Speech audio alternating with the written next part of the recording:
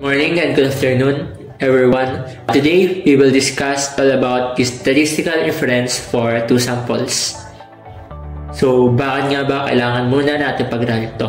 Sila lang, sa real world, hindi lang naman tayo nagko-compare ng isang bagay sa sarili niya. Madalas, gusto natin magkumpara ng dalawang magkaibang grupo. For example, kung mas matibay ba ang material A kaysa sa material B? Mas mabilis ba ang team 1 kaysa sa team 2? So, yan lamang ang ating sasagutin natin gamit ang two-sample test. So, let's dive in sa presentation. So, before we start the discussion, ay kindly open muna itong mga links na ito. These links ay mag-provide sa inyo ng distribution tables para kayo ay makasabay sa pagbuha ng values sa amin throughout the discussion. So before we start, let's answer muna why we compare two samples. In real life, lagi tayong may dalawang groups na gustong i-compare. It's either dalawang produkto, dalawang designs, or even dalawang region. Ito sa slide na to, makikita natin ang key question na, is the observed difference between two groups statistically significant or is it just due to random chance? Ito mismo ang dahilan kung bakit tayo nagko-compare ng two samples. Gusto natin malaman kung yung napapansin nating difference between Group A and Group B ay totoong difference, meaning may real life effect or real change, or random variation lang, yung tipong nagkataon lang dahil sa randomness ng data. Kaya importante ang statistical comparison para hindi tayo umasa sa hula kundi sa evidence. So, maraming application ang two-sample comparison lalo na sa engineering. Here are some example. Compare the hardness of two materials. Alin ang mas matibay sa dalawa? Compare the yield of two manufacturing processes. Alin ang mas efficient or mas konti ang defects? Next is the performance of the two different designs. Halimbawa, dalawang prototypes. Alin ang mas effective? Next is the customer satisfaction between two regions para makita kung saan ang kailangan mag-improve ang service. So overall, whenever meron tayong two groups, statistics helps us to figure out kung may tunay bang difference or hindi. Ang test ang ating gagamitin, balik tanong muna tayo sa ating hypothesis testing framework. So let's do a refresher. So ito yung mga steps sa pag-hypothesize ng isang problem. So, step 1 is to identify the claim and formulate our null hypothesis and alternate hypothesis. So, ang null hypothesis o HO ay laging nagsasabi ng no changes or no differences between sample 1 and sample 2. While yung atin namang alternate hypothesis o H1 ay yung ating claim kung ano ang gusto nating patunayan. Then step 2, set the level of significance. Determine whether the test is one-tailed or two-tailed and decide on the test statistic to be used. So, dito natin ilalagay yung ating alpha or yung level of significance na siyang probability na magkakamali tayo sa pag-reject ng ating null hypothesis. So, dito natin ma-decide kung siya ba ay one-tailed or two-tailed ang gagamitin natin para sa hypothesis testing. So, step 3 is find the critical value and draw the rejection region. So, ito naman yung parang boundary na kukunin natin ang critical value mula sa ating table, mapa Z table or T table. Kapag lumagpas yung ating test statistic na na-compute dito, ibig sabihin ay i-reject natin yung ating null hypothesis. Then, step 4 ay compute the test value. So, dito yung part na gagamit tayo ng formula based sa ating hypothesis testing. So, ito yung actual number na kakalculate natin mula sa ating sample data. Step 5 is make a decision whether to accept or reject null hypothesis. So, compare natin yung test value na kuha natin sa pagka-compute sa critical value. Kung lagpas, ay reject hypothesis. Kung sakto naman, ay failed to reject null hypothesis. Then, step 6 is formulate the conclusion.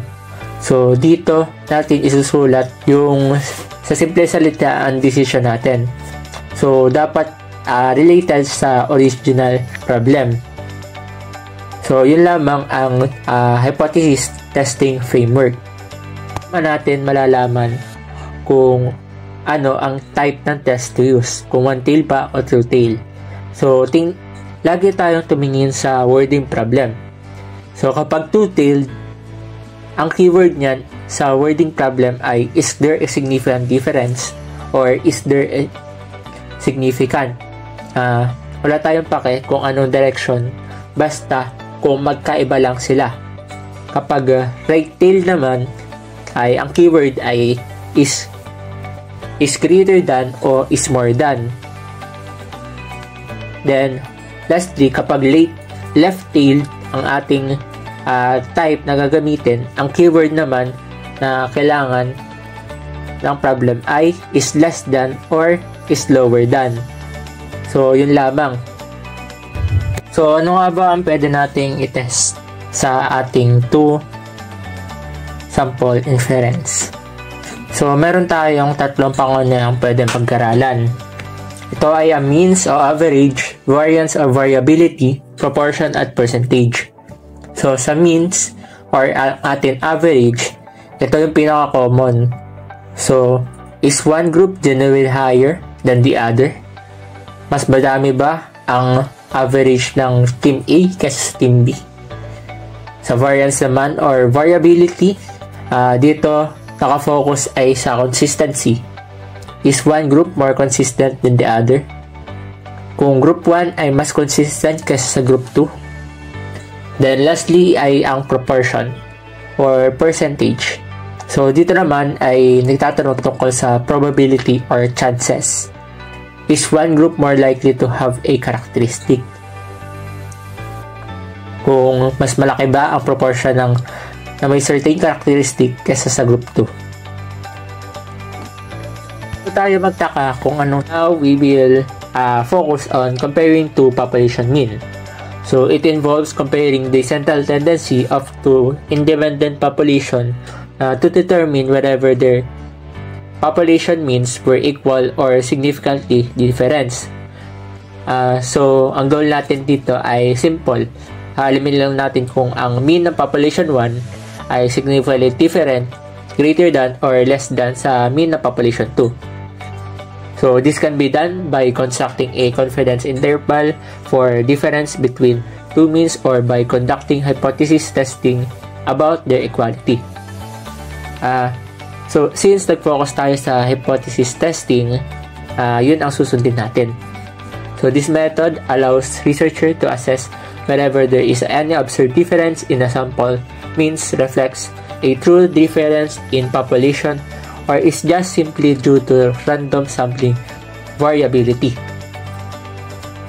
So ngayon, ang pinaka-importanting tanong, anong test statistic ang ating gagamitin? So key factor for choosing the right test. So are the population variance ay known? Kung ang sample size natin is large or small? At lastly, kung nag-inassume ba natin ang ating population variance na equal o hindi. So, ang sagot sa mga tanong na ito ay magdidictate kung anong test ang ating gagamitin. Kung z-test, pool t-test, o separate variance t-test. Ngayon ay mag-focus naman tayo sa 2 sample z-test for means kapag ang variance natin ay known. So, kailan nga ba natin kailangan gamitin ang 2 sample z-test? So, when to use? It is used when comparing two means of two independent samples. Kapag dalawa ang independent samples natin. Kapag ang population variance natin ay known, tsaka ang sample size ay large, or n is greater than or equals to 30. So, ang ating formula diyan is z is equals to the difference between the sample mean minus the hypothesized difference all over the standard error, which is the square root of the population variance all over the sample size 1 plus the population variance 2 all over the sample size 2, or z is equals to x sub 1 minus x sub 2 minus d sub 0 all over the square root of sigma squared sub 1 all over n sub 1 plus sigma squared sub 2 over n sub 2. Ngayon, i-apply natin to sa sample problem. So, a company wants to compare the productivity of two teams. They track the number of units produced per day. Team A has 50 days of data with an average of 105 units and known standard deviation of 8 units. Team B has 45 days of data with an average of 101 units and known standard deviation of 7 units. At 5% significant level is the evidence of a difference in productivity between the two teams. Analyze natin yung ating problem. Makikita natin na ang company A ay mayroong 50 days of data. So, N is equals to 50 with an average of 105 units. So, average 1 is 105. Then, with a known standard deviation of 8 units. So, ang ating sigma would be 8.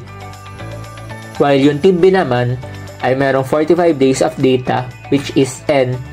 Then, average of 101, which is yung X units, and a known standard deviation of 7, which is yung ating sigma.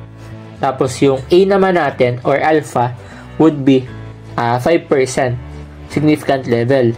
So, 0.05. Then, ang ating test statistic na gagamitin, since ang hinahanap diyan kung different ba yung dalawang teams, ang gagamitin natin is two-tailed test. So, isolve na natin yung problem. Firstly is mag-formulate tayo ng null hypothesis. Ang null hypothesis natin is always equals to 0.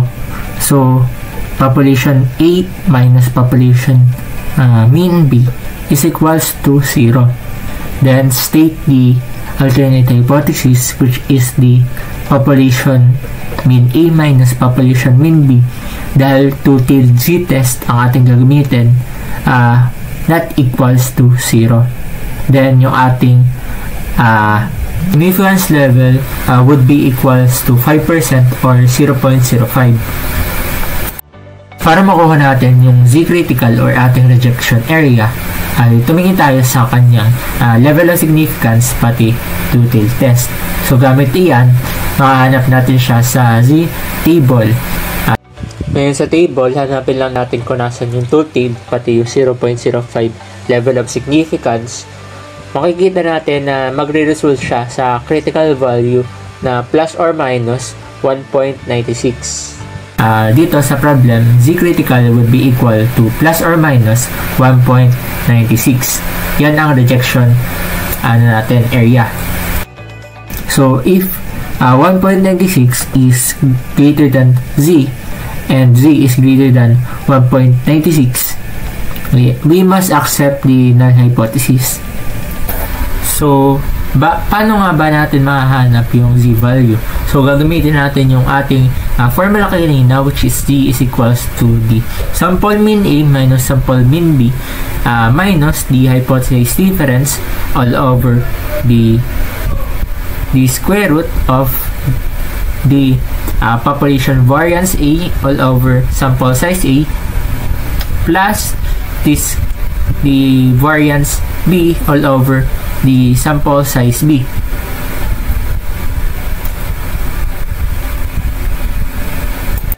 Using mga given kanina, we will substitute it para makuha natin yung ating z value. magiging kalabasan yan ay Z would be equal to 105 minus 101 minus 0 all over the standard error, which is the square root of 8 squared over 50 plus 7 squared over 45. Input lang natin yung ating equation sa Calcu ng exact to be able to come up with the answer of Z would be equals to 2.60. Since yung ating value is lumagpas sa rejection region, which is 2.60 is greater than 1.96, which is greater than negative 1.96, we reject the null hypothesis.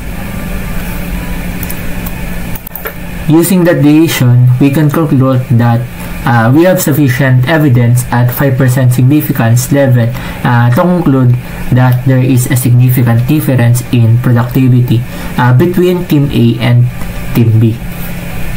So, yan ang ating conclusion. So, kunin naman natin yung p-value. So, using the p-value approach, where P would be equals to the P absolute value of Z, which is greater than 2.60, yung ating Z kanina, would be equals to, dahil nga naka-absolute yung Z, i-multiply natin siya sa 2, then gagawin natin negative yung Z value. So, 2 times P of C is less than negative 2.60. So, hanapin natin yung area ng negative 2.60 sa Z table. Ang area niya is, kunin naman natin yung area under negative 2.60. So, tingin lang tayo sa ating Z table. I-align lang natin yung negative 2.6 sa 0.00. So, magiging kalabasan yung area would be 0.0047. 0.0047 multiply natin by 2. The answer would be 0.0094.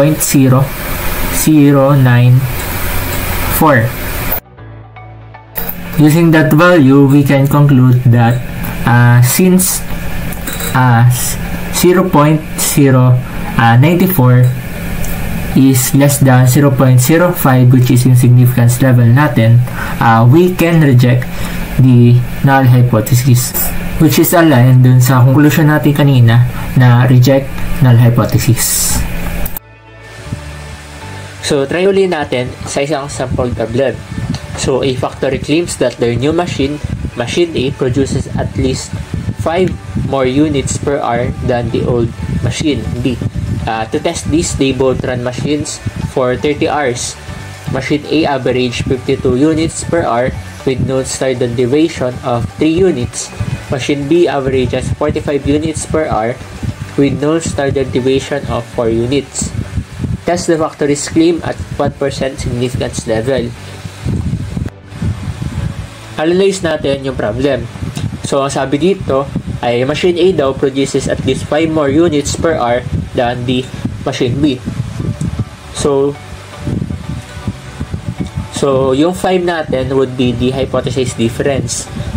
Dahil sa keyword na more than, ang gagamitin natin na alternate hypothesis would be right tail. So, to test this, both machine run for 30 hours. So, ibig sabihin, yung dalawang machine ay nag-run for 30 hours. Yun yung ating N, which is sample size. Machine A daw, nag-average sa 52 units per hour. So, ating X sub 1 would be 52 with a known standard deviation of 3. So, sigma natin or the sample standard deviation would be 3. Then, machine B naman, average 45 units per hour would be X sub 2. Then, known standard deviation of 4 will be the sigma sub 2 to test this factor risk claim at 1% significant level. So, yung 1% significant level would be equals to 0.01.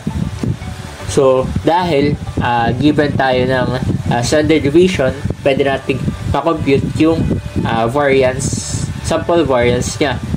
So, given na yung sample variance, ang gagamitin naman nating test would be yung kanina, which is yung z-test. Kagaya nung ginawa natin kanina, ang first step natin gagawin is mag-formulate ng ating hypothesis. So, for our null hypothesis would be equals to the population mean A minus the population mean B is equals to 5. Dahil null hypothesis siya, kaya gamitin natin would be equals. Then yung 5 is galing dun sa difference. So, for our alternate hypothesis would be equals to the population mean A minus the population mean B is greater than 5. Yung greater than natin is galing siya sa problem, which is yung more than 5. So, dahil greater than siya, gagamitin natin is right-state test. So, yung ating hypothesis difference na given would be equals to 5. Hanapin naman natin yung ating level of significance, which is alpha. Alpha would be equals to the 1% or 0.01. So, yan ang ating gagamitin para makuha natin yung z-critical. So, gamit ang z-table for critical values.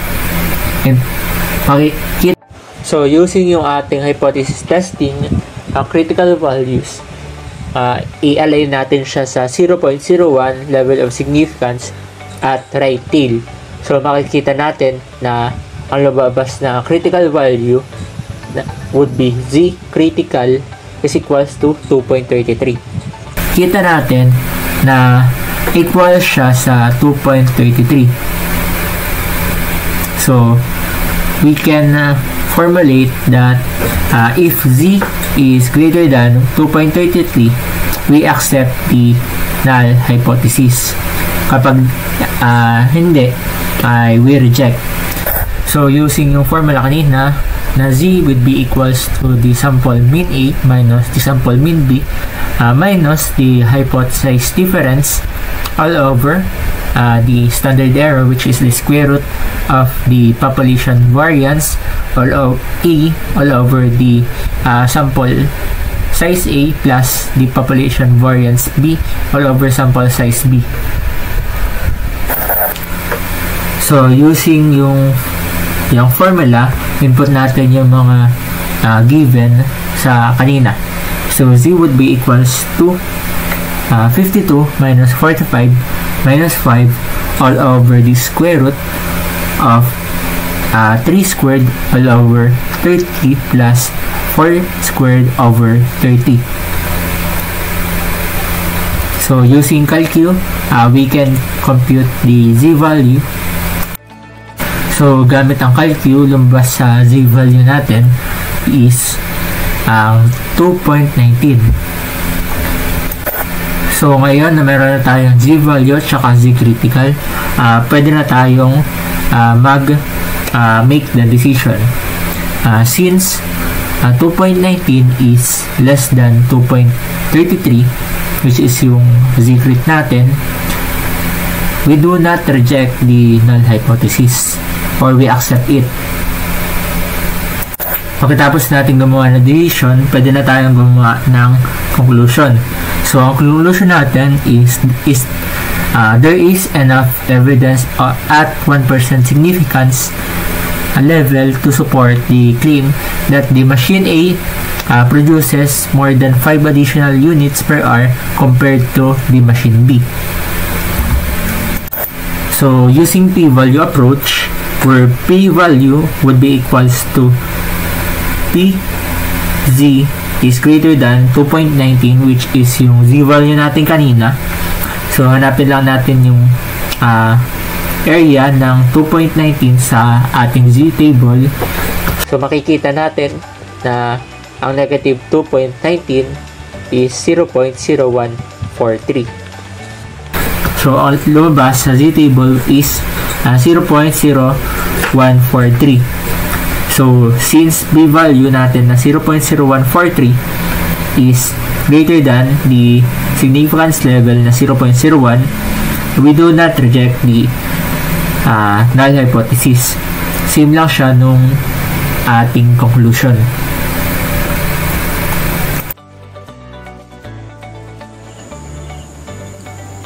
For the next part, we have two kinds of t-tests used when you compare two sample means but you don't know the population variances. We have pooled t-tests. You use this when you assume both samples comes from population with the same variance. You pool the two variants together to estimate one common variance. In case B, the separate variance t-test. You use this when the variances of two samples are not equal. You calculate each variance separately and use a more complex formula for degrees of freedom. So basically, before solving, you decide are these variances approximately equal? If yes, you use the case A, which is the pooled t-test, and if no, you use the case B, the separate variance t-test. So this slide gives the formula and condition for case A, the pooled t-test. It is used when the variances are unknown but you assume they are equal. The sample size are small or less than 30. The populations are approximately normal. So for the formula for t-test, we have t is equal to the quantity of sample mean 1 minus sample mean 2 minus the hypothesis difference all over the pooled standard deviation times the square root of 1 over sample size 1 plus 1 over sample size 2. For the formula naman for variance, pooled mali na, parang tanga. Then the formula for pooled variance is the sample standard deviation 1 squared times the quantity of sample size 1 minus 1 plus the sample standard deviation 2 squared times the sample size 2 minus 1 all over sample size 1 plus sample size 2 minus 2. Now let's solve some problem using these formulas. Ang first problem is an experiment was conducted to compare the lifetime of two brands of light bulbs. 10 bulbs from brand A had an average lifetime of 820 hours with a standard deviation of 25 hours, while 8 bulbs from brand B had an average lifetime of 805 hours with a standard deviation of 20 hours. Test at a 5% level of significance if there is a significant difference between the mean of lifetime of the two brands. First, we need to let mu A and mu B be the true mean of brand A and brand B.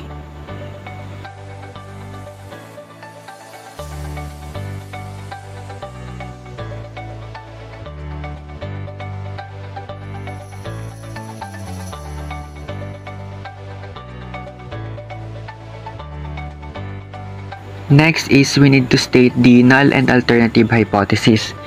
The null hypothesis says that there is no difference, while the alternative hypothesis says that there is a difference between the two means. After that, we need to determine the level of significance. So the level of significance in this problem is 0.05 and it has a two-tailed test. Then after, proceed na tayo for the computation ng pooled variance. The formula for pooled variance is the sample standard deviation 1 squared times the quantity of sample size 1 minus 1 plus sample standard deviation 2 squared times the quantity of sample size 2 minus 1 all over sample size 1 plus sample size 2 minus 2. Then we plug in the values from the problem.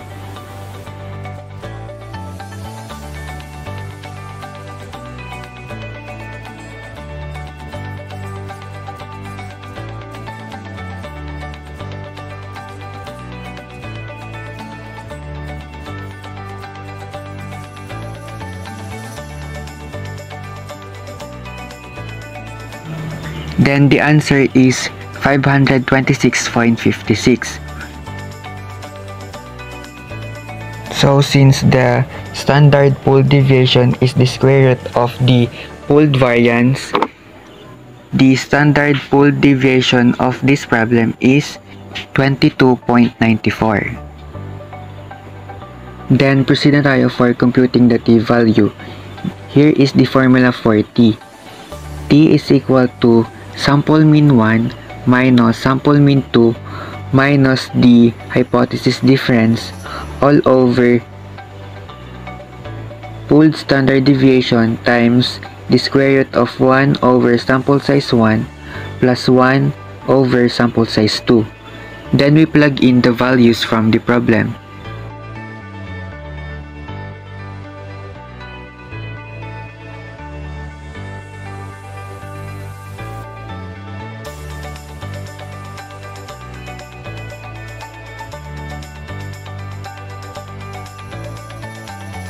And we will have the answer 1.38.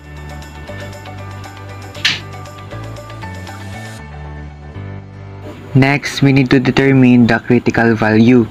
The degrees of freedom is 10 plus 8 minus 2 is equal 16.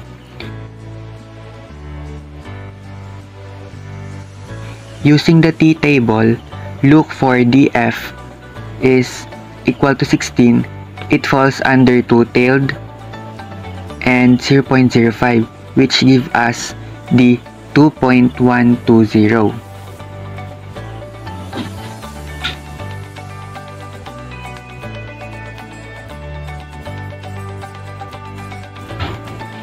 For the decision, since t is equal to 1.38 is less than 2.120, we fail to reject the null hypothesis.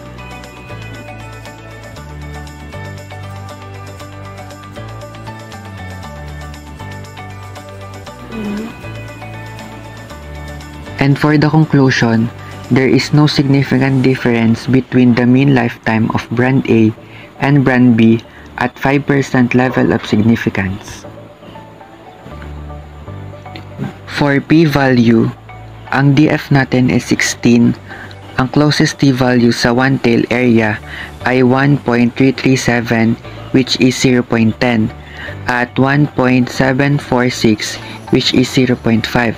Dahil ang t natin is 1.38 ay between 1.337 at 1.746, i-estimate natin ang one-tail probability bilang approximately 0.09.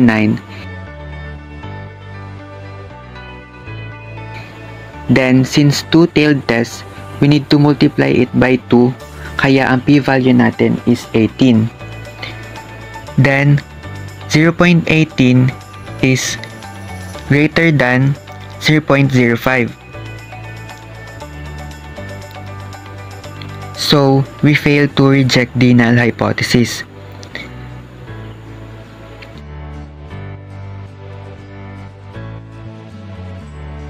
So, ang conclusion natin is there is no significant difference between brand A and brand B lifetimes. To fully understand the pooled t-test, let's solve another problem. For problem 2, two machines produce steel rods. Machine A produce 9 rods with an average diameter of 10.8 mm and a standard deviation of 0.3 mm. Machine B produce 7 rods with an average diameter of 10.5 mm and a standard deviation of 0.25 mm. At a 5% level of significance, test if the mean diameter of machine A exceeds to machine B by more than 0.2 mm. So first, we need to let mu A and mu B represent the population mean diameters from machine A and machine B.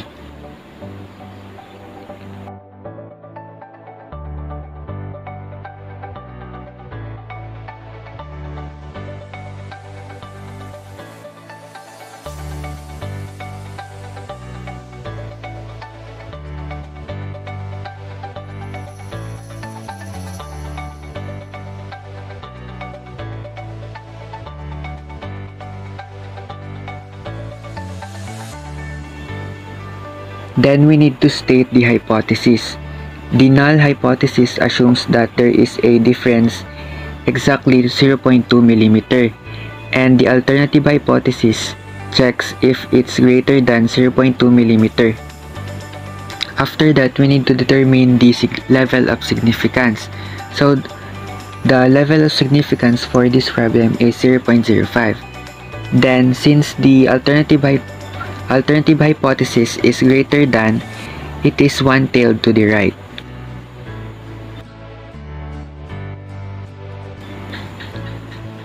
Then let's proceed for computing the pooled variance. This is the formula for pooled variance. Sample standard deviation 1 squared times the quantity of sample size 1 minus 1 plus sample standard deviation 2 squared times the quantity of sample size 2 minus 1 all over sample size 1 plus sample size 2 minus 2. Then we plug in the values from the problem.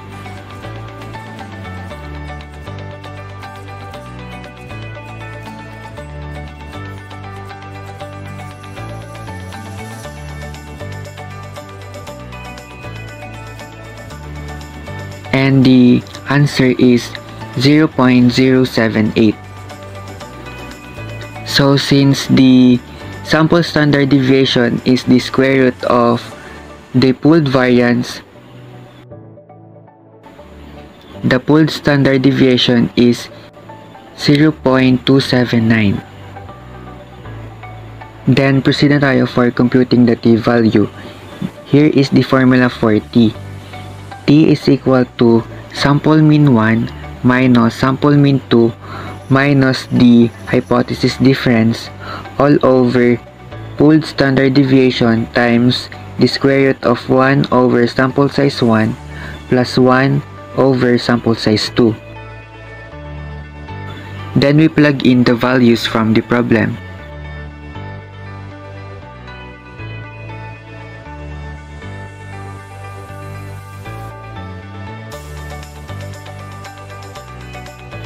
And the answer is 0.711. Then we determine the critical value. The degrees of freedom is equal to 9 plus 7 minus 2 is equal 14. So since it's a right-tailed, I use one-tailed column with a significance level of 0.05 and a degrees of freedom 14, giving the area of 1.761. Since t is equal to 0.71 is less than 1.761, we fail to reject the null hypothesis. And for the conclusion, there is no significant evidence that the mean diameter from machine A exceeds of machine B by more than 0.2 mm at a 5% significance level. Then using p-value approach, ang DF is equal to 14 at ang closest t-values sa one-tail area ay 0.694 which is equal to 0.25 at 0.879 which is equal to 0.20. Dahil ang t natin ay 0.71 ay between sa 0.694 at 0.879, i-estimate natin ang one-tail probability bilang approximately 0.24 since right-tailed test, the p-value is equal to 0.24. then 0.24 is greater than 0.05, it means that we fail to reject null hypothesis. And for the conclusion, there is no significant evidence that machine A's diameter exceeds machine B's by more than 0.2 millimeters. Para naman po sa ating case B, which is itong separate variance t-test for unequal variances. So, when to use kapag ang variance ay unknown, ang sample size ay less than 30. So, kapag 30 and above, hindi na po siya pwedeng gamitin. And then, for degrees of freedom is standard deviation 1 squared over sample size 1 plus standard deviation 2 squared over sample size 2, squared yung buong equation, all over standard deviation 1 squared over sample size 1, squared ulit, over sample size 1 minus 1, plus standard deviation 2 squared over sample size 2, squared ulit, over sample size 2 minus 1. So, para naman po sa formula ng ating test statistic, we have t is equal to sample mean 1 minus sample mean 2 minus the claimed difference ng ating 2 population mean all over the square root of standard deviation 1 squared over sample size 1 plus standard deviation 2 squared over sample size 2. Now, let's try to solve some problems.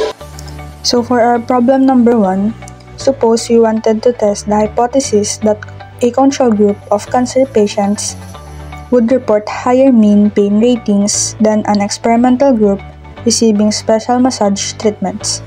Use the following information to test the hypothesis at a significance level of 0.05.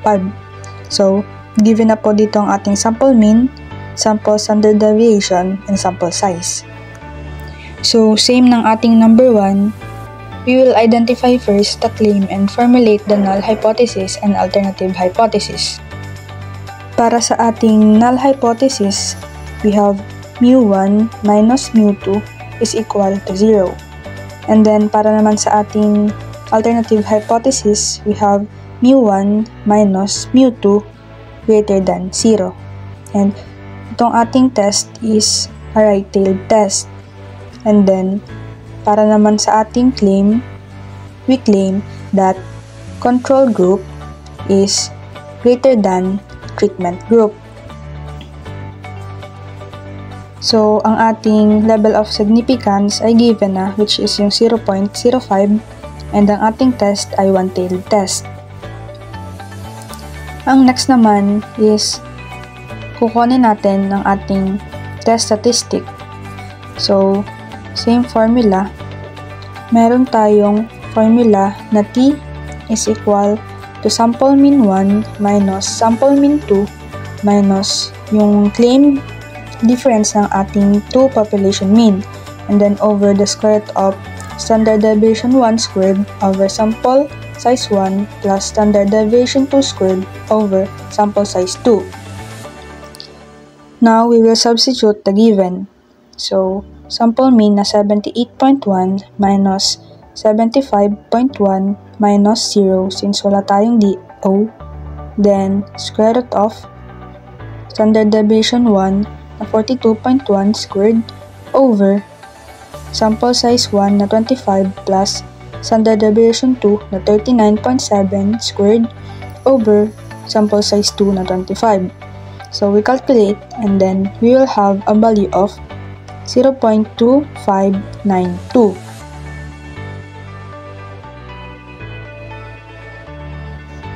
So next na i-compute is yung ating degrees of freedom.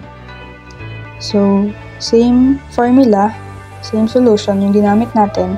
So V is equal to standard deviation 1 squared over sample size 1 plus standard deviation 2 squared over sample size 2 squared yung buong equation all over standard deviation 1 squared over sample size 1 squared ulit over sample size 1 minus 1, and then plus standard deviation 2 squared over sample size 2 squared ulit, all over sample size 2 minus 1. Now, we substitute the given values. So, V is equal 42.1 squared over 25 plus 39.7 squared over 25. Squared yung buo, all over yung ating 42.1 squared over sample size 1 na 25, squared ulit natin over sample size 1 na 25 minus 1 plus 39.7 squared over 25 squared natin over yung ating sample size 2 na 25 minus 1. So, let's calculate and makakuha tayo ng value na 47.835. Approximately 45.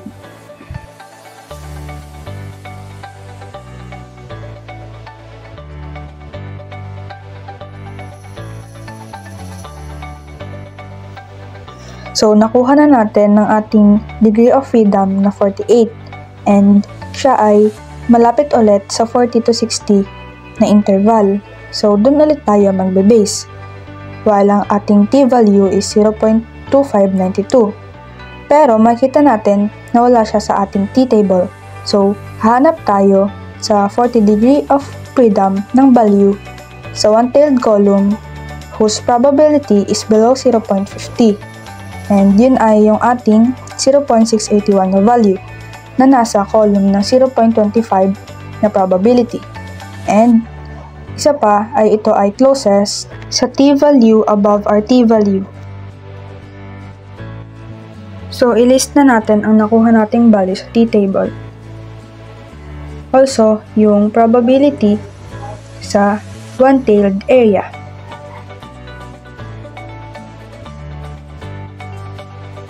So, ang interval natin is yung 0.00, which is nandun siya sa 0.50 na probability, and yung 0.681, which is nandun siya sa 0.25 na probability. Ang next naman natin na hanapin ay ang proportion along t-interval. So, yung ating t-value minus t sub 0 all over yung ating nakuhang 0.681 minus 0.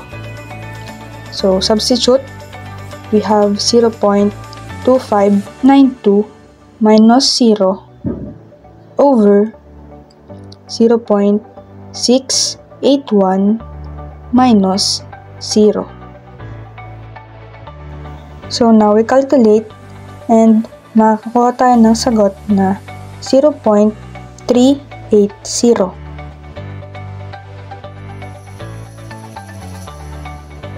Next naman is kukuhanin natin yung ating probability drop, which is yung probability ng ating nakuhang value, yung 0.50 minus yung 0.25. Ayan, yung sa dalawang probability. So, minus 0.25 is equal to 0.25. And then, after that, imamultiply natin ito sa ating nakuhang proportion along t-interval. So, 0.25 times 0.380. So, calculate, makakuha tayo ng sagot na 0.095. So, since ang ating test ay right-tailed test, we will subtract the probability of 0.50 minus 0.095. Yung nakuha natin kanina. And then, calculate, makakuha tayo ng sagot na 0.405 or approximately 0.41. Since ang ating value na P is 0.41 greater than 0.05, we do not reject our null hypothesis. Para sa ating conclusion, at 5% significance level, there is no sufficient evidence that the control group reports higher mean pain than the treatment group. Let's now proceed to number 2. So for our problem number 1, suppose we wanted to test the hypothesis that a control group of cancer patients would report higher mean pain ratings than an experimental group receiving special massage treatments. Use the following information to test the hypothesis at a significance level of 0.05. So, given na po dito ang ating sample mean, sample standard deviation, and sample size. So, same ng ating number 1, we will identify first the claim and formulate the null hypothesis and alternative hypothesis. Para sa ating null hypothesis, we have mu1 minus mu2 is equal to 0. And then, para naman sa ating alternative hypothesis, we have mu1 minus mu2 greater than 0. And itong ating test is a right-tailed test. And then, para naman sa ating claim, we claim that control group is greater than treatment group. So, ang ating level of significance ay given na, which is yung 0.05, and ang ating test ay one-tailed test. Ang next naman is kukunin natin ng ating test statistic. So, same formula. Meron tayong formula na T is equal to sample mean 1 minus sample mean 2 minus yung claim difference ng ating two population mean, and then over the square root of standard deviation 1 squared over sample size 1 plus standard deviation 2 squared over sample size 2. Now, we will substitute the given.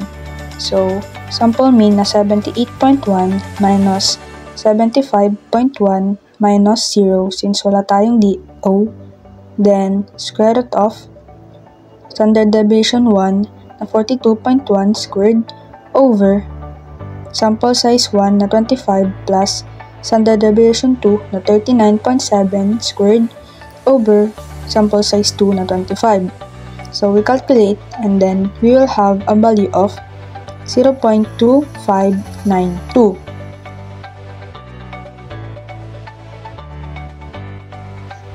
So next na i-compute is yung ating degrees of freedom.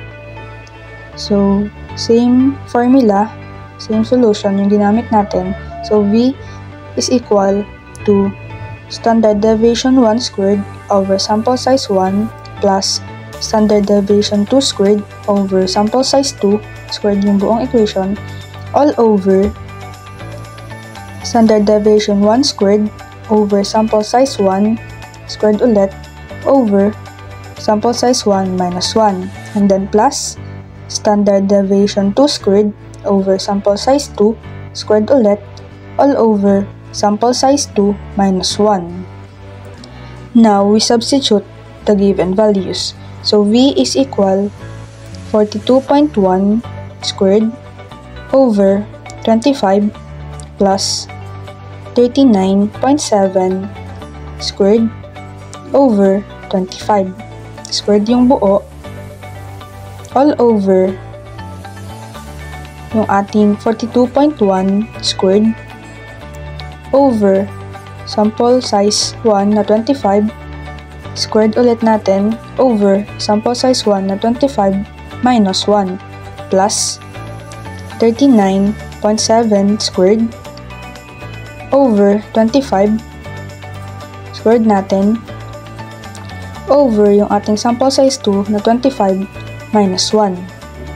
So, let's calculate and makakuha tayo ng value na 47.835.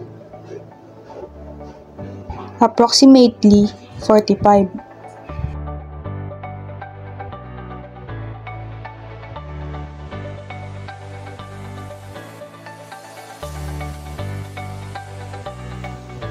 So, nakuha na natin ng ating degree of freedom na 48 and siya ay malapit ulit sa 40 to 60 na interval. So, dun ulit tayo magbe-base. While ang ating t-value is 0.2592. Pero makita natin na wala siya sa ating t-table. So, hahanap tayo sa 40 degree of freedom ng value sa one-tailed column whose probability is below 0.50. And yun ay yung ating 0.681 na value na nasa column ng 0.25 na probability.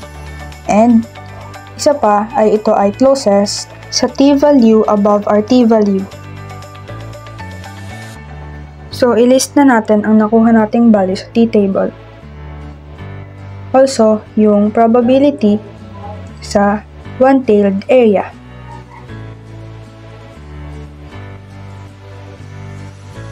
So, ang interval natin is yung 0.00 which is nandun siya sa 0.50 na probability and yung 0.681 which is nandun siya sa 0.25 na probability. Ang next naman natin na hanapin ay ang proportion along t-interval. So, yung ating t-value minus t sub 0 all over yung ating nakuhang 0.681 minus 0.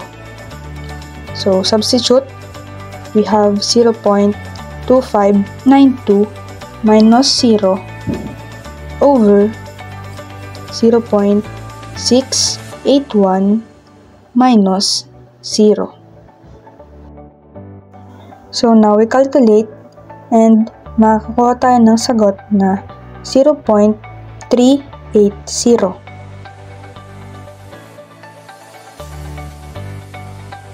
Next naman is kukuhanin natin yung ating probability drop, which is yung probability ng ating nakuhang value, yung 0.50 minus yung 0.25. Ayan, yung sa dalawang probability. So, minus 0.25 is equal to 0.25. And then, after that, imamultiply natin ito sa ating nakuhang proportion along t-interval. So, 0.25 times 0.380. So, calculate, makakuha tayo ng sagot na 0.095.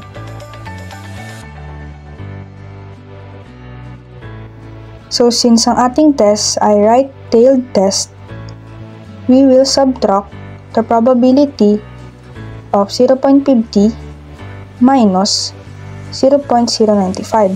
Yung nakuha natin kanina. And then, calculate, makakuha tayo ng sagot na 0.405 or approximately 0.41.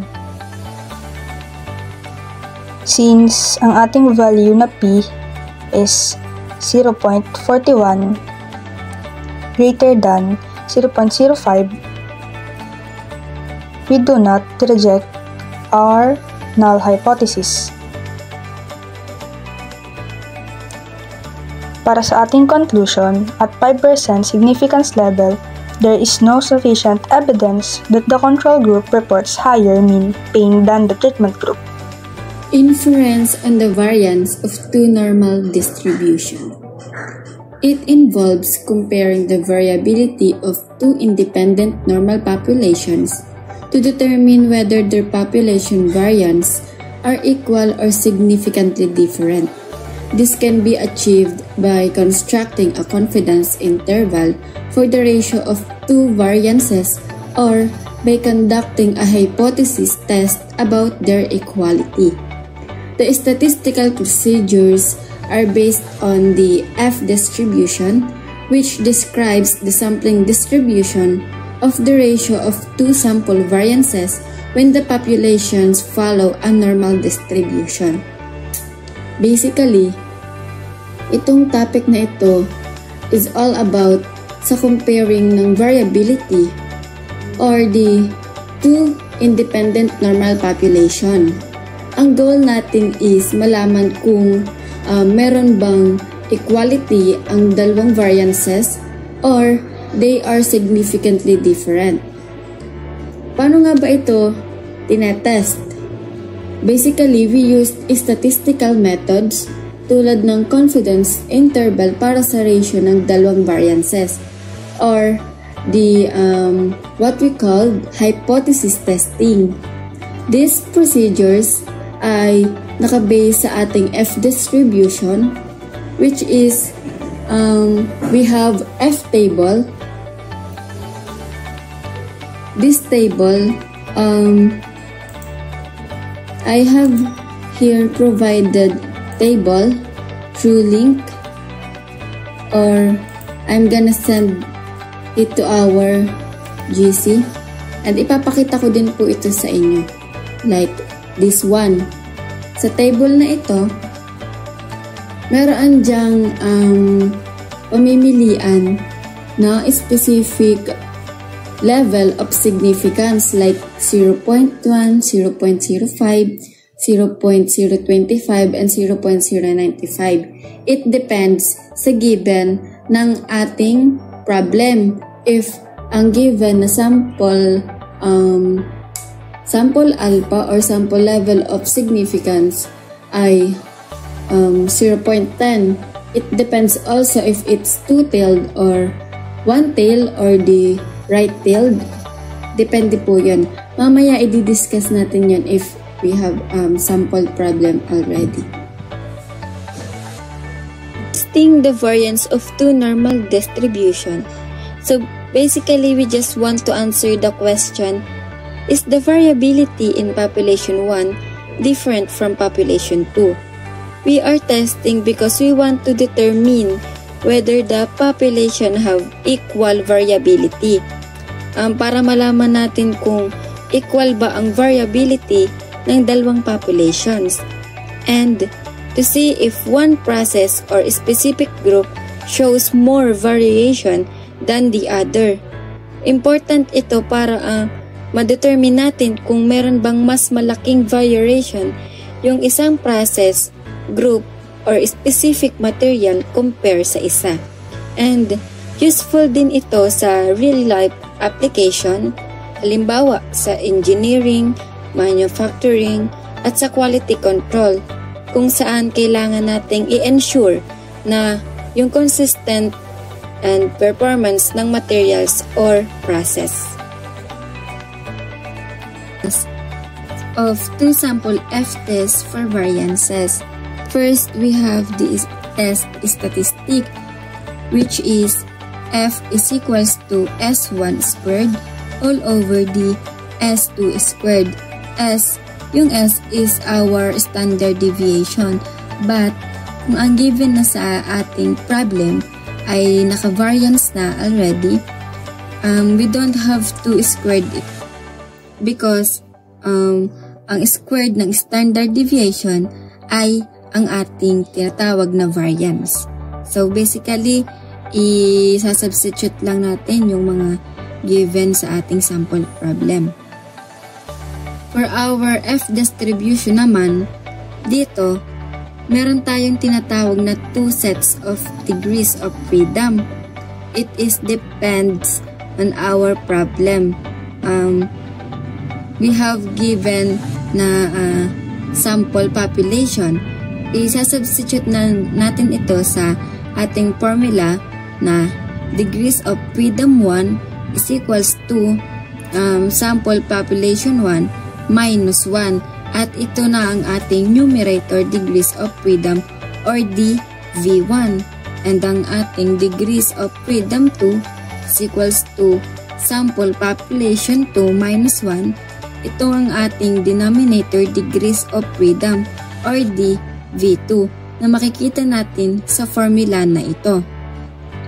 Ang formula na ito ay F sigma 1 minus our level of significance, which is the alpha, V1 and V2 is equals din ito sa 1 all over F ang ating level of significance, V2 and V1.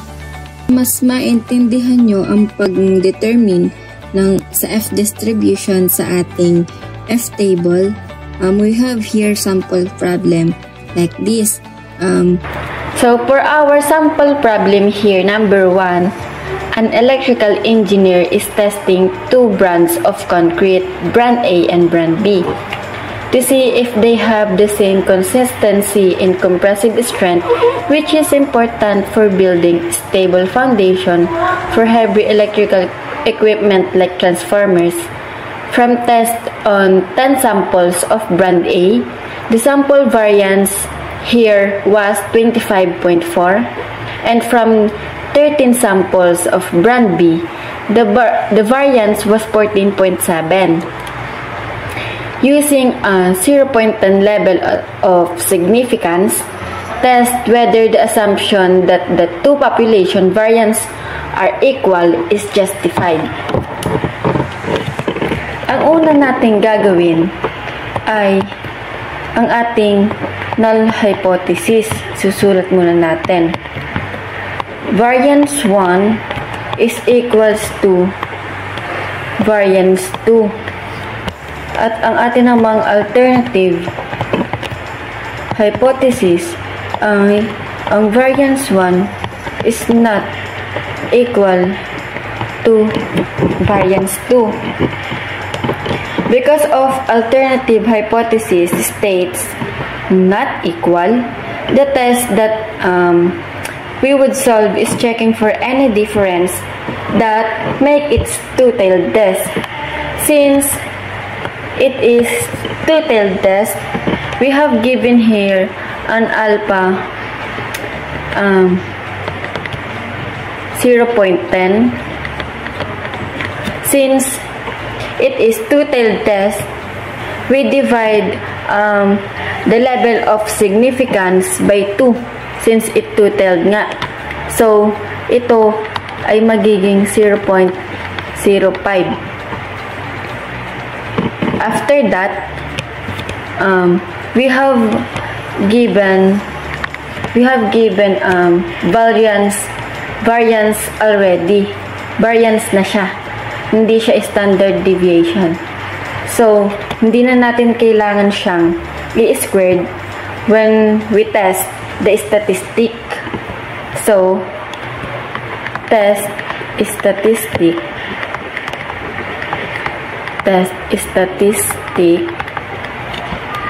Ang formula na gagamitin natin dyan ay F is equals to the ratio of variance 1 all over variance 2.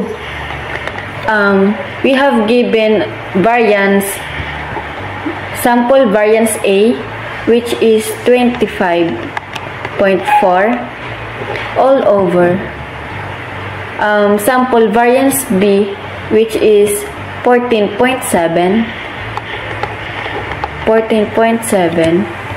at it is equals to computed natin ito sa calcu, 25.4 all over 14.7, we have 1.7279. Yan. Atin lang sinubstitute yung given na variance dito sa ating formula. Yan ang test statistic. So, for our F distribution naman, remember na we have given sa brand A 10 samples. Ang ating N1 ay 10 at ang ating N2 naman ay 13. So for our degree of freedom, we have formula na n minus 1.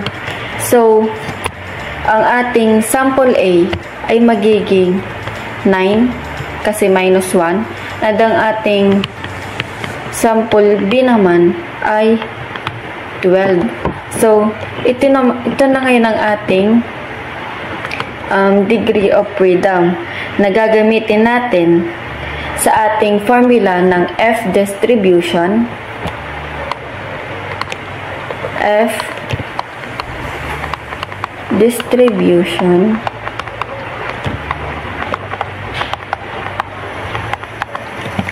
na F stigma 1 minus our alpha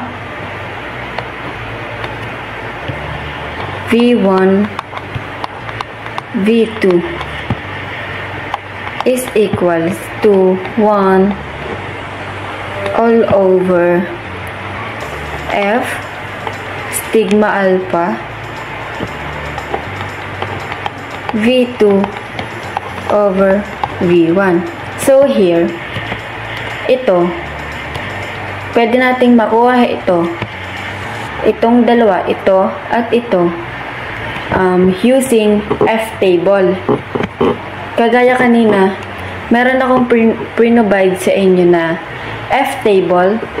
Dun nyo lang i-check palagi kung ano yung given sa atin na this one, sample 9 at 12 ang ating degree of freedom or the V1 and V2.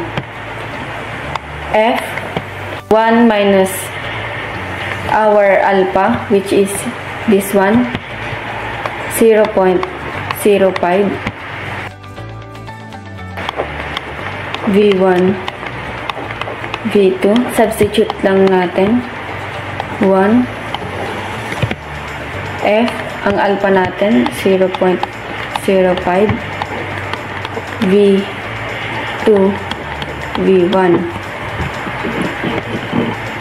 F 0.095, V1 ay V2 equals to 1 all over F 0.05. Ang ating V2 12. Ang V2 natin ay 12. Ang ating V1 9. Yan. Sa pag-check sa ating F table, naka-base ito sa value ng ating significance. Since we have two significance here, 0.095 and 0.05, ito muna ang ating i-check para madali. Itong 0.05.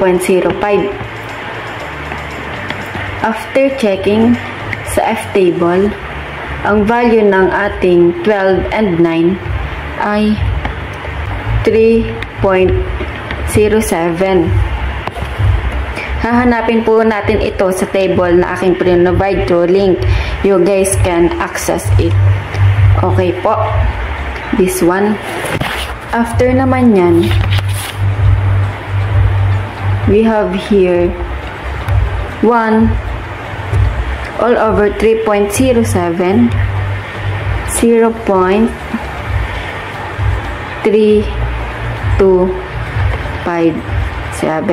Yan. Meron na tayong value ng ating F 0.05. Para madali, ito yung or simply yung F 0.05, 12, and 9. Ang value niyan ay itong 3.07 na. Para makuha naman itong 0.095, i-reciprocate lang natin itong 3.07, which is yan 1 all over 3.07.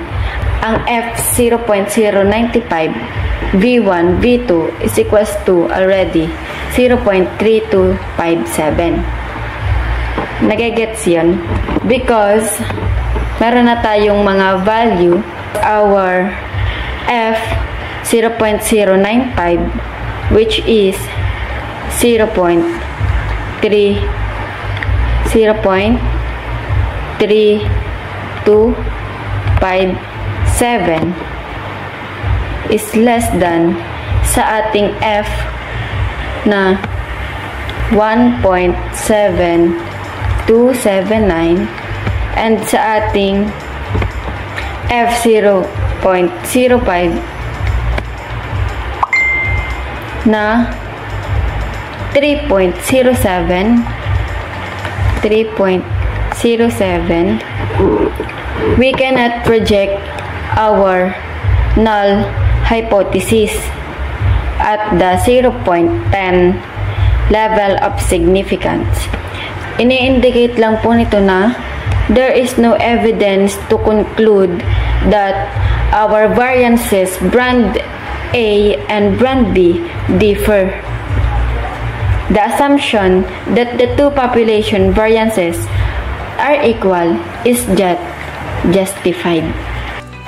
Sa ating F-table kanina, pinakita ko naman na meron doong pamimilian ng level of significance or yung ating alpha. So, di ba naging 0.05 na to? Titingnan natin yun sa table. Yung 0.05 like this one. 0.05. Yan. Diyan tayo magbe-base na ang uunahin natin sa numerator natin is V2 which is yung 12. Dito ang tingin natin sa upper level. And then yung atin namang V1, yun na ang naging denominator. So dito tayo titingin sa left side ng ating table. And then pagtutugmain lang natin like this one, 12 yung ating V2 and 9 yung ating V1 na it is equals sa 3.07. Nagigets po ba yun?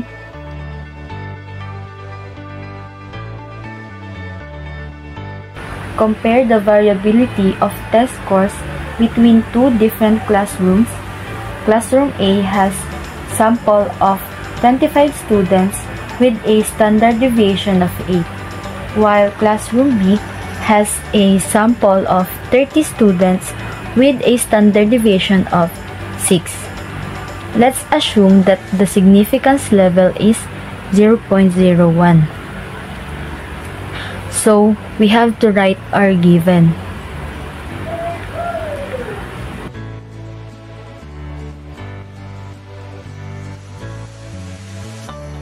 We have here Classroom A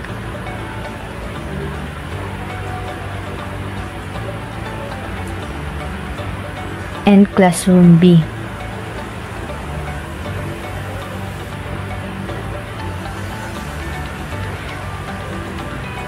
For Classroom A, we have a sample of 25 students and a standard deviation of 8. So we have our variance na 64. Sa Classroom B, we have a sample of 30 students and a standard deviation of 6. And ang ating variance is 36. So, ang hypothesis natin dito,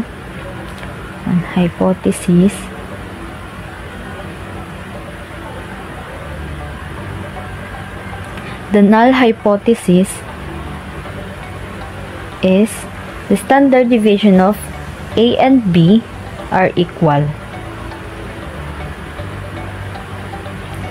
And the alternative hypothesis, the variance of A is larger than variance of B.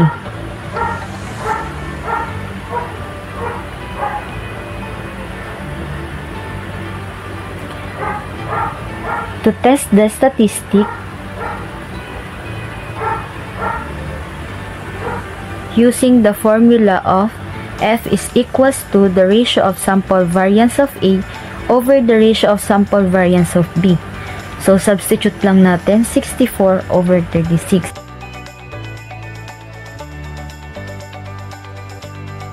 So, magiging sagot natin is 1.7778.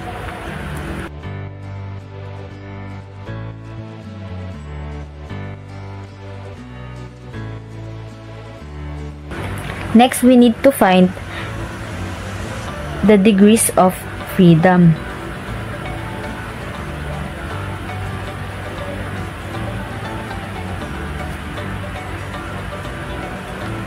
So V1 is equals to sample size of A minus 1.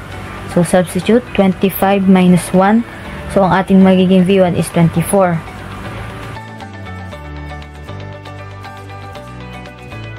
For V2, we have a sample size of B minus 1. Substitute ulit 30 minus 1, and that is equals to 29. For us to make our decision, we need to find the critical value.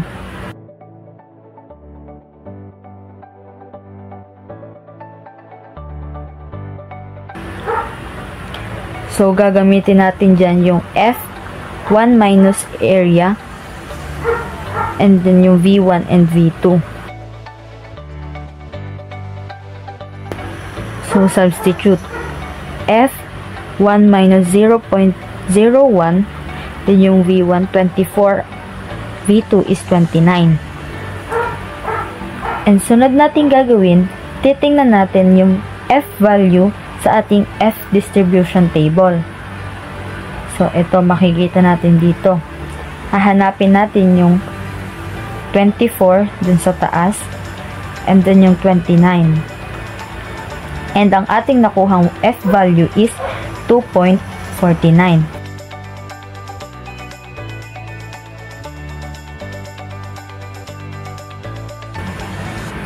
So, if F is greater than 2.49, we reject the null hypothesis.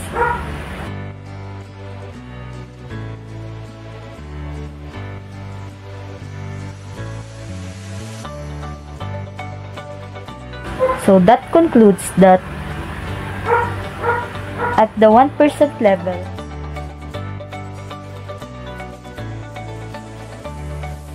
there is no enough evidence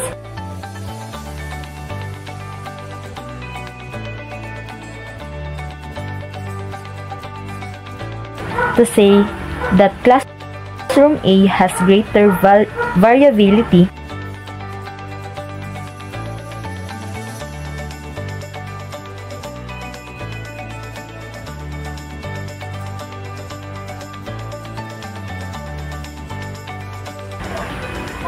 than classroom B.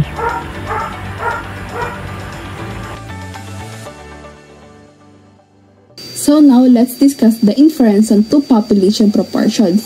So this involves comparing the proportions of a categorical variable in two independent populations using either a confidence interval to estimate the difference or hypothesis test to evaluate a claim about the difference. Both methods rely on the sampling distribution of the difference between two sample proportions, which is approximately normal for large sample sizes. In simple terms, we use this method when we want to know whether two groups differ in terms of a certain characteristics or outcome, and we express this outcome as a proportion or a percentage. We can analyze this using the two main methods, which is the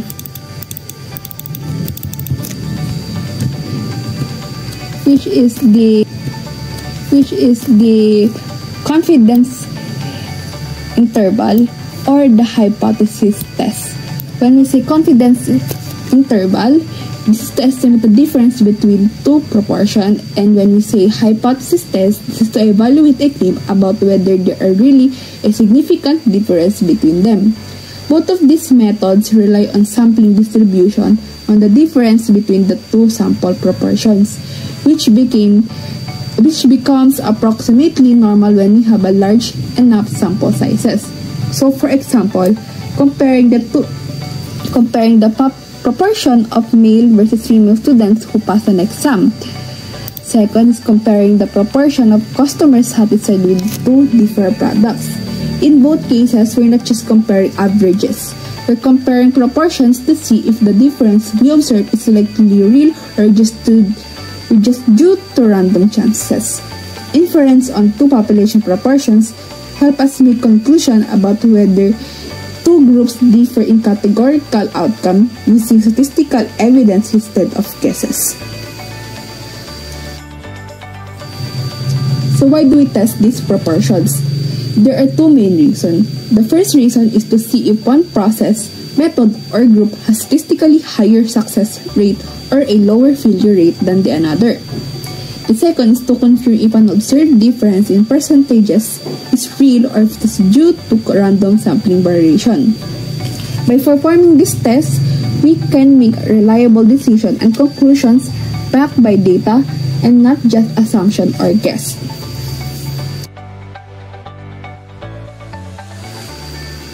In testing the null hypothesis that the two proportions or binomial parameters are equal, the hypothesis proportion 1 is equal to proportion 2 against the alternatives proportion 1 is less than proportion 2 or proportion 1 is greater than proportion 2 or proportion 1 is not equal to proportion 2 are tested.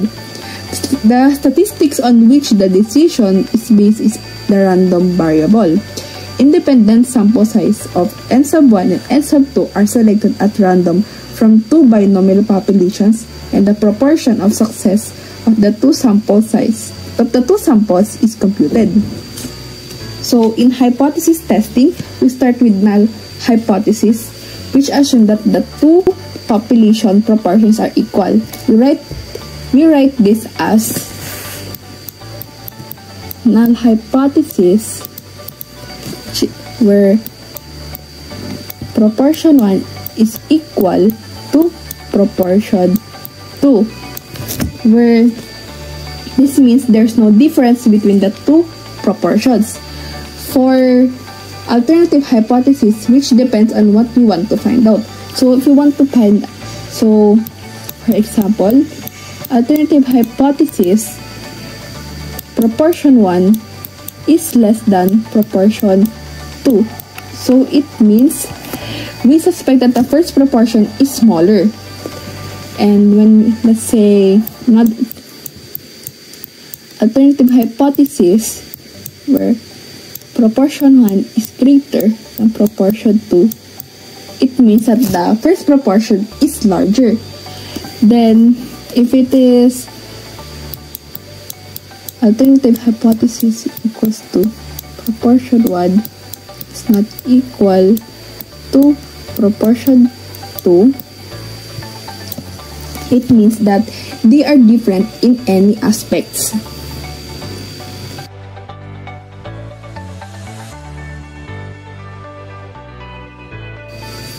Furthermore, we take independent sample of sizes n sub 1 and n sub 2 from the two populations and compute their respective sample proportions of success. These values are then plugged into the test statistic formula, which follows an approximately normal distribution when the sample sizes are large enough. In short, hypothesis testing for two proportions help us check if the observed difference between two groups is statistically significant or just due to chances. Since null hypothesis assumes proportion 1 is equals to proportion 2, we combine the samples to get a better overall estimate. Using the pool proportion, where it represents the overall proportion of success from both groups together, it is calculated using p hat is equals to x sub 1 plus x sub 2 over n sub 1 plus n sub 2, where x sub 1 is the number of success in the first sample and x sub 2 is the number of success in the second sample. And then n sub 1 and n sub 2 are sample sizes of the two groups. So after finding the pool proportion, we compute the test statistics using the formula p hat 1 minus p hat 2 over square root of p hat 1 multiplied by 1 minus p hat multiplied by n sub 1 over n sub 1 plus 1 over n sub 2, where p hat 1 is the sample proportion from population 1, p hat 2 is a sample proportion from population 2, and the p hat or the pool population are computed using the pool proportion formula, and n sub 1 is the sample size of a population 1, and for n sub 2 is the sample size of population 2, and 1 minus full proportion can be denoted as q hat to complement the p hat. So lastly, the square root of full proportion minus multiplied by 1 minus full proportion multiplied by 1 over n sub 1 plus 1 over n sub 2 is the standard error of the difference in sample proportion. So now, to apply this, there are some sample problems that can help us understand how the two proportion z-test works in real-life situations, and it will be discussed by my co-member. So yun, so let's proceed po sa ating sample problem number 1. So ang ating sample problem 1 is a college instructor randomly sampled 90 students from face-to-face classes and 110 students from online class and recorded that 63 students from each group were actively participating. Test at A equals 0.05 whether the proportion differs. So first po is hanapin natin yung mga given. I-list down muna po natin yung mga given.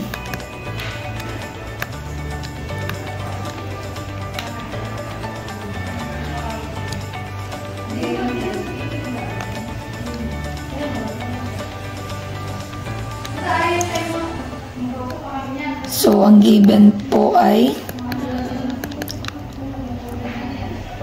ang population 1 ay yung mga nasa face-to-face classes. And then yung P2 naman is yung nasa online classes. Then, ang N1 natin is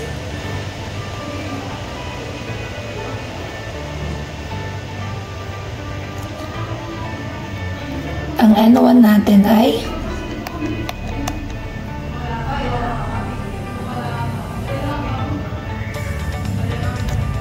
90. Ang X1 natin ay 63. Kasi based dito, ang na-record ay 63 student from each group. Yon. So, para naman sa N2 natin,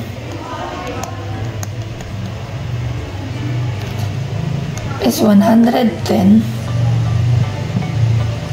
And then, ang X2 niya ay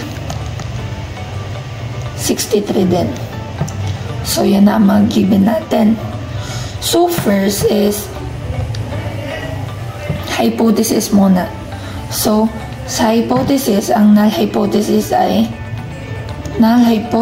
is P1 equals P2. And then, para naman mahanap natin yung alternative hypothesis ay magbe-base tayo sa mga wordings. So, based dito,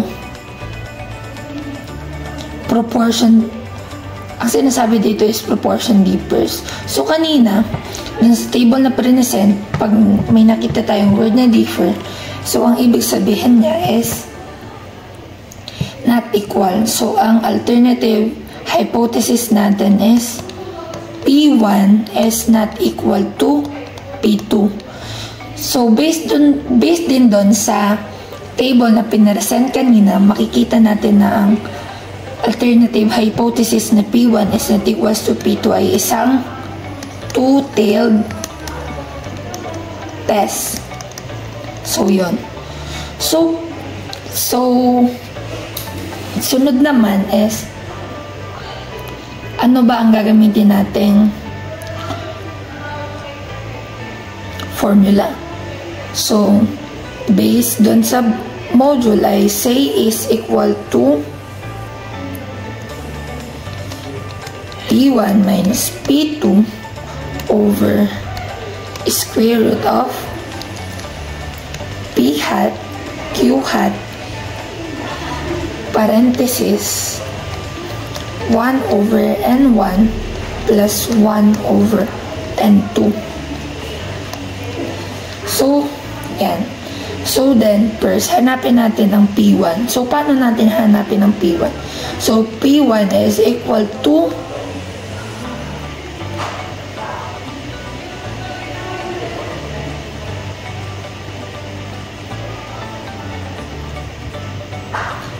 X1 over N1. So, ano ang ating X1? Ang ating X1 ay 63.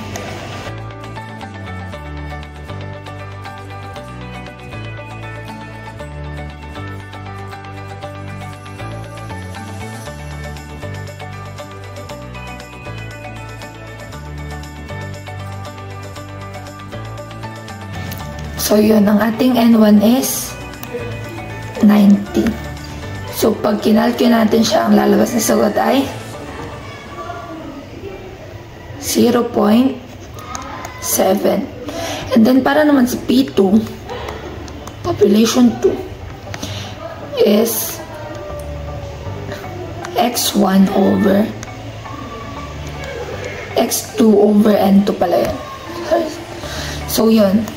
Ano ang X1 na? Ang X2 natin ay 63 pa rin. Ano ang N2 natin? Ang N2 natin ay 110. So, ang lalabas dyan ay 0.5727272773. So, mas maganda na i-shift store na lang natin siya sa A. So, isusulat ko na lang dito is A. So, yun.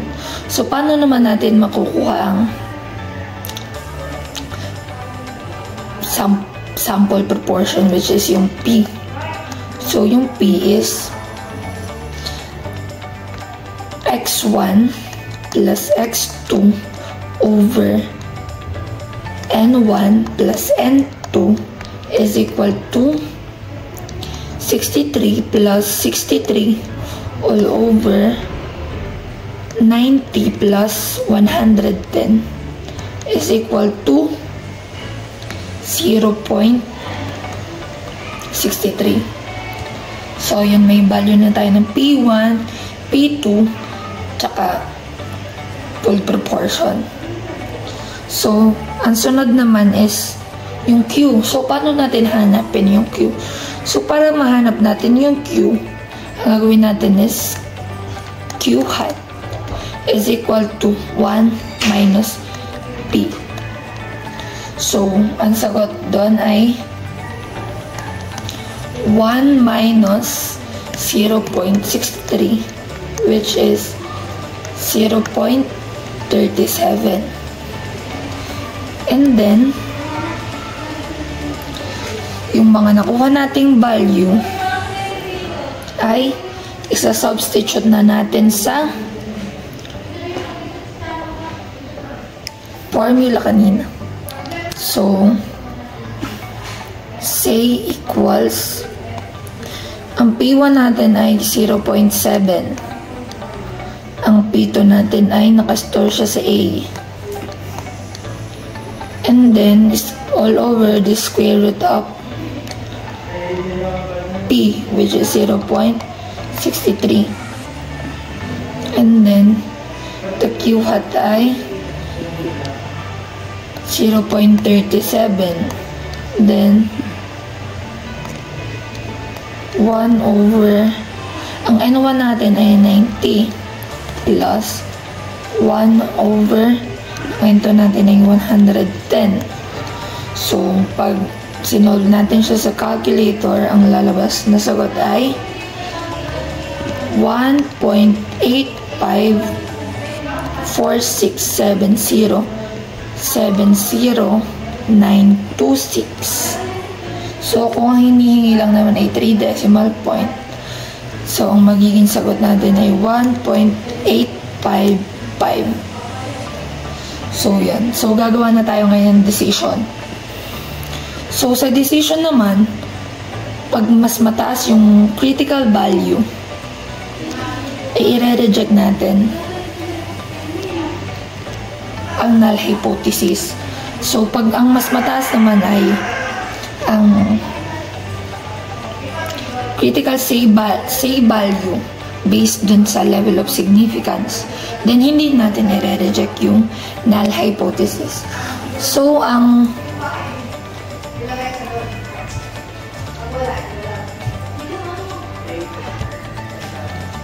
yun, ang level ng, so ang given kanina na level of significance is 0.05. So, paano natin mahahanap yung critical value niyan? So, dahil siya ay two-tailed test, i-divide natin siya.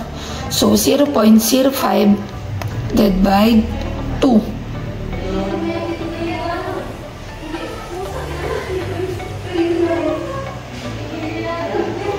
So, 0.05 divided by 2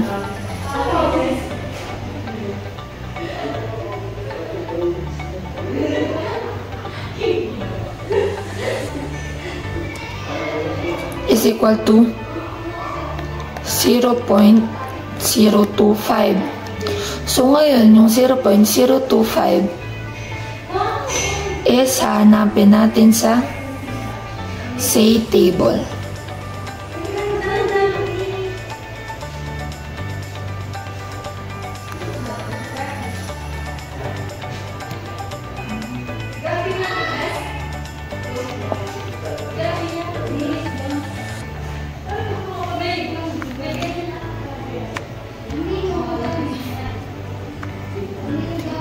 So, nasaan yun?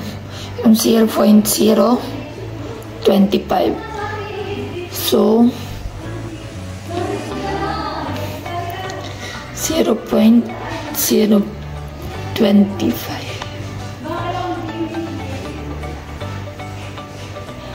Ito siya. Ito siya.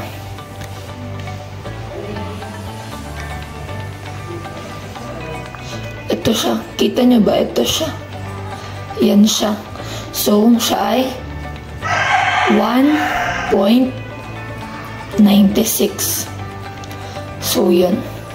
1.96 ang say critical value niya. Tapos, ang nakuha naman natin is 1.85. So, mas malaki pa rin ang value ng say critical. 1.8. So, it means na i-reject natin ang mag-fail to reject tayo kasi hindi lumampas sa critical value yung nakuha nating value. So, ang decision natin ay fail to reject HO or null hypothesis. So, yun. So, ibig sabihin nun, wala tayong enough na evidence para sabihin may pagkakaiba yung proportion ng active participation sa face-to-face at online classes. So, yun. Para naman sa number 2, the Municipal Health Office of Iban is planning to roll out a pneumococcal polysaccharide vaccination program and wants to know if the residents aged 19 to 59 years old with the conditions such as hypertension, asthma, or immunocompromised individuals are willing to get vaccinated. To determine whether this is to be established, the BHWs conducted a survey of 150 residents from urban areas and 130 from rural areas. So within that group, 120 urban residents and 85 rural residents said they are willing to get vaccinated. So with the level of significance A equals 0.01, test the proportion whether the urban residents willing to get vaccinated is higher than the rural residents. So first is i-write muna natin yung mga given. So, ang x1 natin is yung 120, which is the urban residents. And then, ang N1 natin is 150 residents na galing urban. Magaling sa urban areas. Then, ang ating X2 ay 85.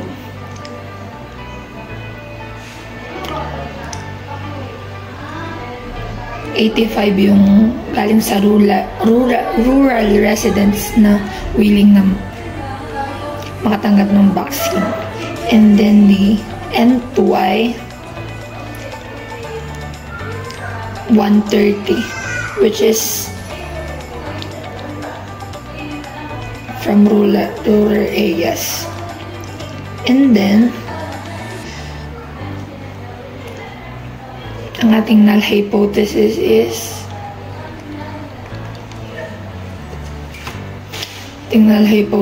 ay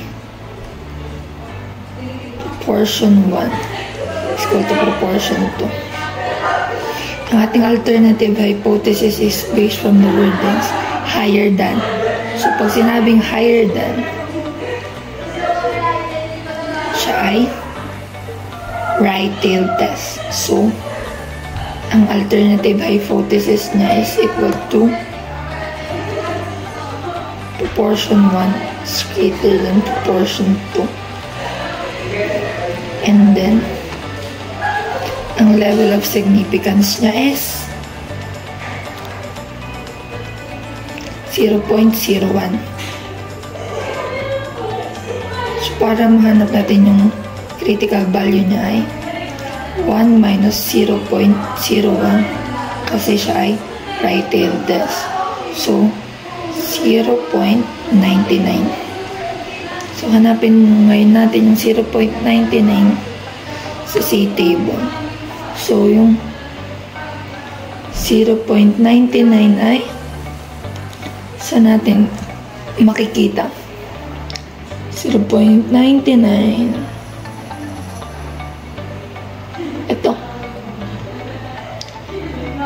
ito siya. Yan, 0.99. So, siya ay 2.3 plus 0.3 siya ay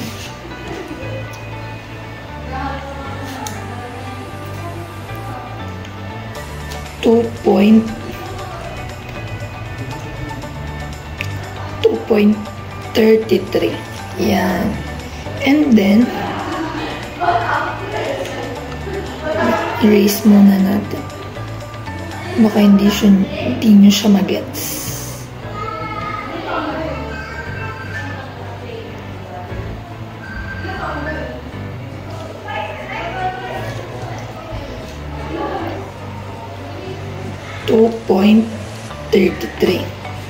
Yan. So, yan. And then, next naman is, alam na natin yung formula kanina. So, mamaya na natin isulat yung formula. So, ang hanapin natin is yung mga values na kailangan doon para sa formula. So, ang proportion 1, P1, ay X1 over N1, which is 120 over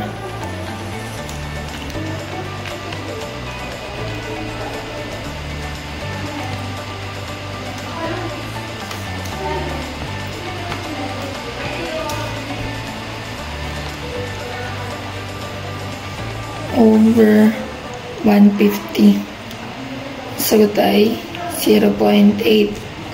And then para naman sa P2 is X sub 2 or N sub 2 is equal to 85 over 130. So para mapanatili natin yung true values, i-store na lang natin siya sa A. And then the full proportion is equal to X1 plus X2 over N1 plus N2 is equal to 120 plus 85 over 150 plus 130. Magiging sagot niya ay i-store na lang din natin sa B. Para mamaya, substitute na lang tayo. So, para naman sa Q,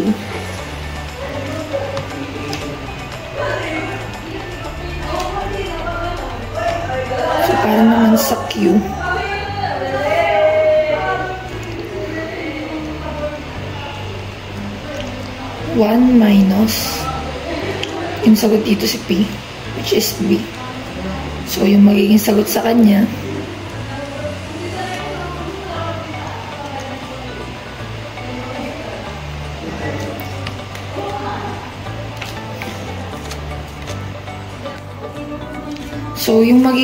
natin sa Q ay i-store na lang natin sa C para mapanatili yung true values. So, yun. So, yan na. May mga value na tayo. So, gawin naman natin is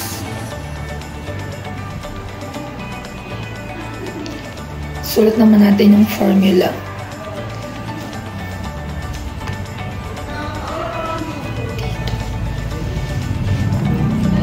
Say equals P1 minus P2 all over square root of P Q1 over N1 plus 1 over N2. Yan. Then, insert natin yung mga values. Ang P1 ay 0.8. Ang P2 ay naka-store sa A.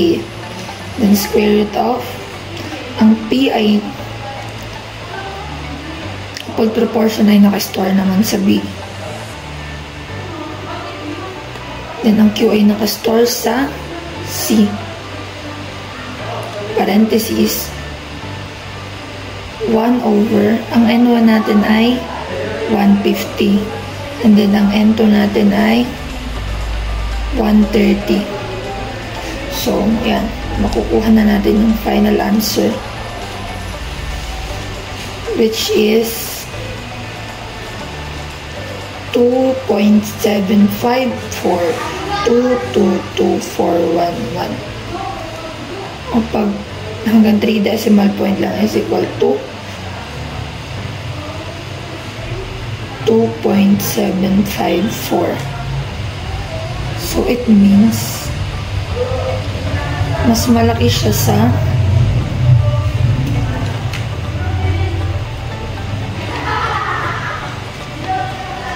So, 2.33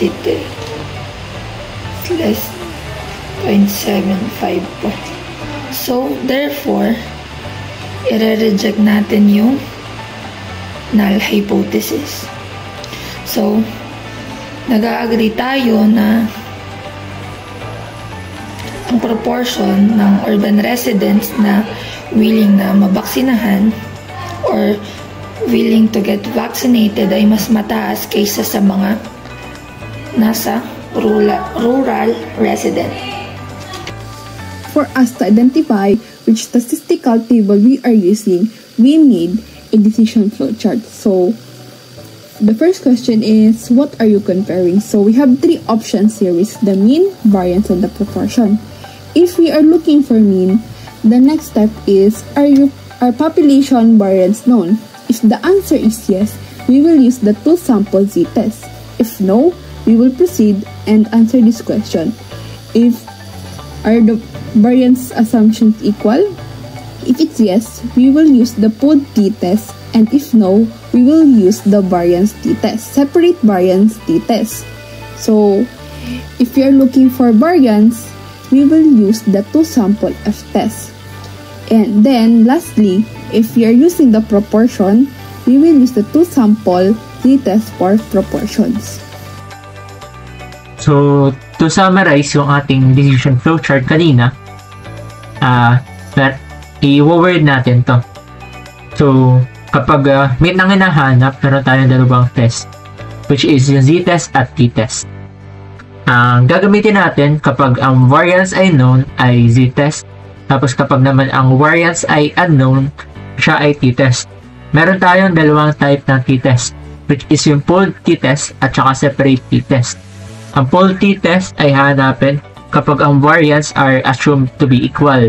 Then yung separate t-test naman, ang ating gagamitin kapag ang f-test shows the variance are unequal. So kapag variance naman ang hinahanap, ang gagamitin nating test statistic is f-test. It is to compare the variability or to check the t-test assumptions. Then lastly is the proportion, which is gagamit tayo ng z-test for proportions. It is used when comparing percentages or probabilities from two groups.